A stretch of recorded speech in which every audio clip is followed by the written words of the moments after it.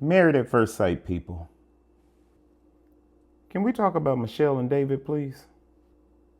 I'm Jimmy Lee Lard, the sock snob. I'm the host of the Undateable Me podcast. But as we wait for season 2 of Undateable Me, I want to talk about season 18 of Married at First Sight and Michelle and David.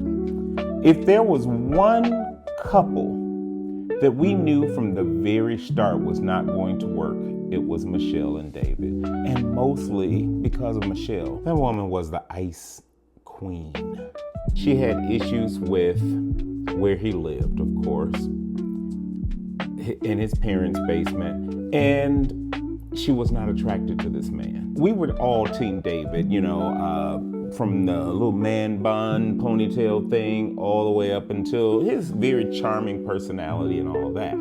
But you saw him sort of over time get smaller and smaller. I said, okay, he's been working out. Now, little did we know at the time that he was working out so that he could slim down for Madison. He started to explore other options, it turns out. And then came the big lie. I got a very interesting text message from you last night. What was that about? So this message that was received, he said it was a text message to his cousin Denise about a picture of food. I want to eat you up or whatever. Can't wait to eat you up. Something like that, right? So we were still Team David even after the text message, and we knew he was lying. I repeat, we knew he was lying. I have a problem with his cousin Denise. Denise gets on the phone with Michelle and she's like, girl, I can't lie to you. That message was not to me. Get these damn family members off of this show. I'm from the old school ride or die. When it comes to family and friends, I will roll with your lie in the moment and check you for it later. If my good girlfriend Shantae, if her husband called me up and said, hey, was Shantae with you last night? Hell yeah, Shantae was with me last night.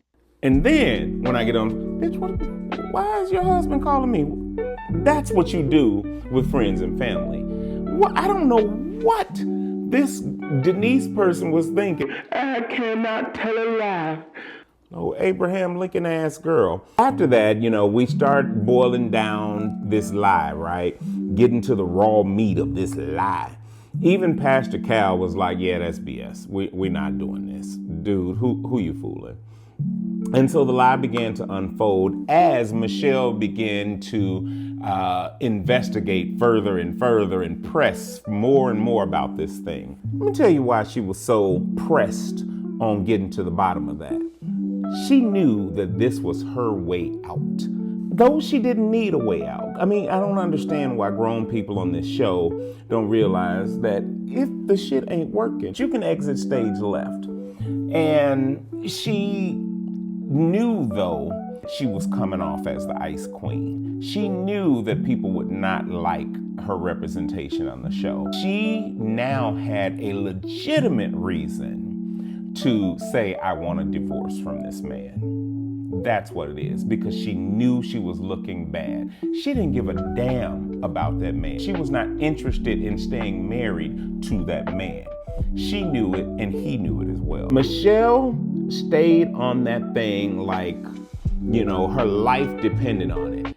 It wasn't her life that depended on it. It was her reputation that depended on it. She needed this situation to be the reason why she wanted the divorce, so that she didn't look so bad, so that it just didn't look like she was being shallow about this man living in his parents' basement, right? So that it didn't look like she just wasn't attracted to this man. When it was confirmed that this was intended for Madison, we started to not like David. And on top of that, we started to suspect that the relationship was deeper than David and Madison revealed on the show.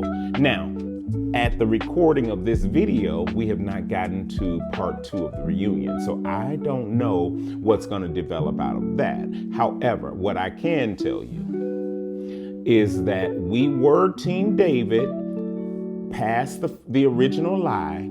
We broke with David when those lies started building and building, and we started suspecting that it was Madison. Once it was confirmed it was Madison, yeah, we were not Team David anymore. Now again, do I feel sorry for Michelle?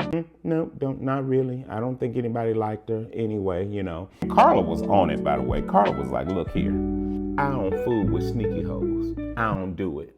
I don't do it on Thursdays. I don't do it on Saturday. 12 o'clock on Monday, I don't do it. I don't fuck with you like that. And don't get it twisted. I got some issues with Carla too. I gained a little bit more respect for her after she stood her ground on that issue. But we'll talk about that on the Carla and Juan episode, all right?